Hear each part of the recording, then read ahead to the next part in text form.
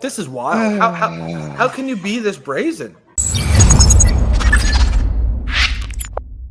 Remember California? You can see here the man in all black. He grabs the phones from the display tables, puts them into his pockets, and then he walks out of the store. Well, it seems like that's starting to happen in Kitchener.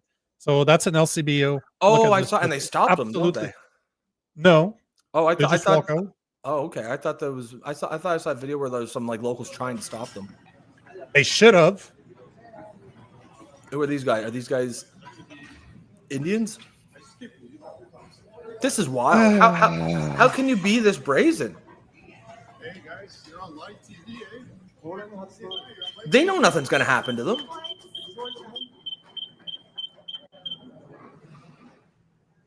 The employee is right there. That looks like And they're probably employee told not me to do from the anything. LCBO. And you know, one thing that you hear is low trust society or high trust society a lot lately. I can remember being like 15 or 16 years old, and my girlfriend's cousin was from Spain or something, some like ghetto in Spain. She came over, and her boyfriend, he was amazed that the McDonald's had the pop machines outside. You got the cup and you go and fill it. He was like, if they had that where I'm from, he was like, it would just be emptied. And that was kind of the first I realized, like, oh yeah, things are kind of different here. Like, you don't do those things. But this is one of the negative externalities of bringing in large amounts of people who have a different culture. You don't even need to make the argument like one is better, although obviously we have our opinions. It's just different. They're different, right? And when you bring people from a different culture to this one in huge numbers, so that it changes the demographics overnight, it is going to change the culture in ways most of us probably don't like. And you know what's going to happen next? They're going to lock up all the alcohol, right? They're going to lock up groceries. They're going to lock up clothes. And now we have to suffer because our high trust society has been destroyed by people who are not from here. That's not right. And you're not racist if you don't like that. If you have a problem with that, that doesn't make you racist. I wouldn't care what color skin they were. Vice versa, if they came in here and adopted the same high trust values and didn't just go in there brazenly stealing shit, I wouldn't care what color they are. Down in Nashville saying down here in the South, that wouldn't fly. Somebody would stand up and shut it down, no questions asked, 100%. I got to tell you, man, I've traveled. I've done 30 states in the U.S. in the past 3 to 4 years.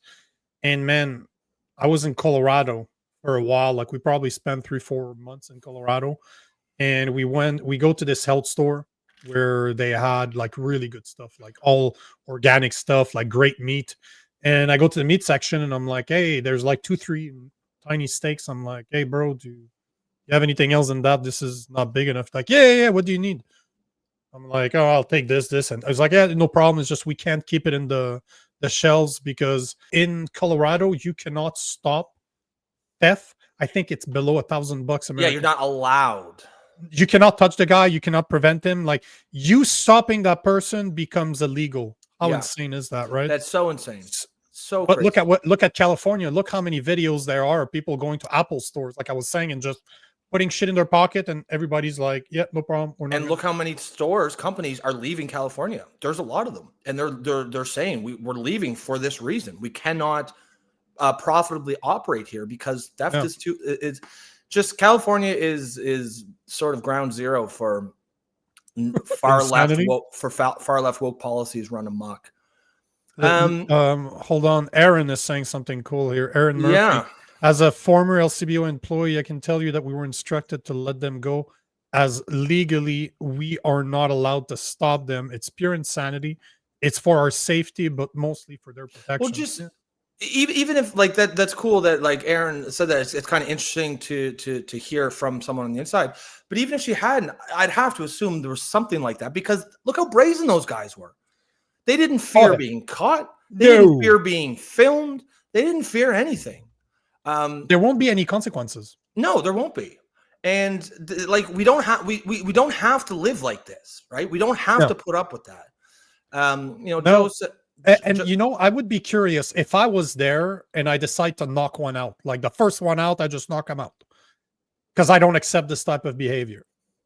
Am I in trouble now? Am I going to jail for assault? Probably. But do you see the problem? So you're telling me that a criminal is capable of stealing alcohol, and men, you know that those bottles go for a minimum $20, and one of the guys was just racking them. You could see just the way they're walking, they're full of And- bottles. So what and- they stole for what? $500, $600, $700. And LCBO is a crown corporation, an Ontario government owned Yep. corporation. So that's the taxpayer who's going to pay for that. Of course it is. And do you remember the Katim, I think, the lawyer we had yesterday, when he was talking about defending your property? Remember, he said first you have to establish that it's your property. So I suspect it's not theirs, because that's not yours. You would be committing a crime by stopping them, even if there was some proportional or reasonable force, which of course is nonsense.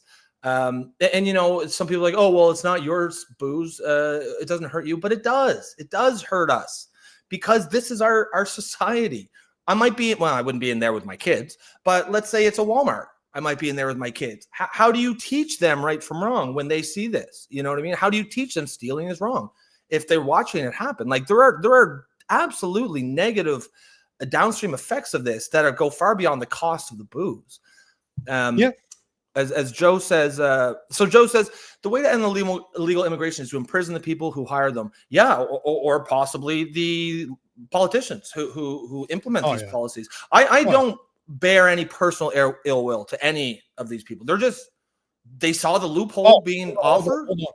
I have a problem with these people. Those guys. Yeah, absolutely. But like if that's why you're here. Yes, no doubt. But just like someone who's not committing a crime, who's coming here, even like if you're illegal, I still want you not here. But you know, I don't personally have a animosity towards you. Our leaders are stupid. They created this giant loophole and they begged the third world to come through it, and of course they did. Right? I don't personally blame this. Now, yeah, if they're committing crimes, of course that's different. But the problem is not the people who are doing. I mean, yeah, that is the problem. But ultimately, the responsibility lies with the politicians doing these policies, and yes, the businesses and the corporations who are hiring these people. 100%. Need to be held accountable for their actions, but at the same time, we need to be able as a society to say, like those guys, for example, those guys need to be found. If they weren't born here, deport. No questions asked, nothing. And this is where we don't do. This is exactly what we don't have the balls to do. And I haven't heard anybody say this. Any politician talk to this extreme and say, you know what? If you're caught committing a crime and you're a permanent resident, gone. If you're not a citizen, I don't care. Even if you weren't, you know what? If you're caught doing this type of crap, and even if you're a citizen but you weren't born here, bye-bye. Yep. If you weren't born here, let me rephrase that. If you weren't born here and you're caught doing stuff like that, bye-bye. Just bye-bye. Just send them back. Put a statement together. But I agree that you need to go after the corporations that are taking advantage of that system. You need to go after the politicians that are encouraging or putting those type of policies in place. You need to find the illegals and deport them if they commit crimes, or even if they're not illegal, they weren't born here, they commit crime. Bye-bye. It's not that complicated. We just need to have consequences. They'll say, people will be like, oh, well, there's no mechanism to strip citizenship from naturalized citizens. Okay, well, let's make one. We can do whatever we want, right? Like we can have any immigration policy that we want. There's no higher power than the federal government when it comes to immigration. And if there isn't a mechanism, then let's make one. 100%. I think, I'm not talking about a speeding a ticket or anything like that. But a crime. This is a crime. No.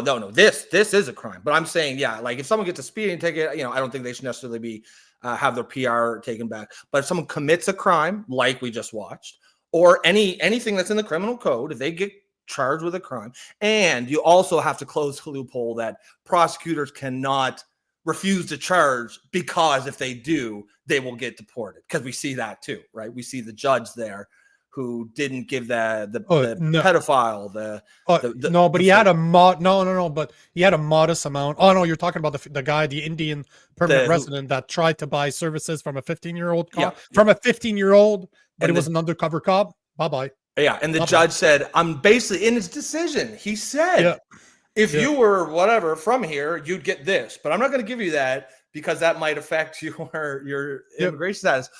You want to affect the immigration status of pedophiles. That's what you should be doing. You shouldn't be Yes. bending over backwards No. to protect the immigration status No. of pedophiles. It's this No. nonsense, utter nonsense mindset that is just woke mind virus. It's the only thing you can call it.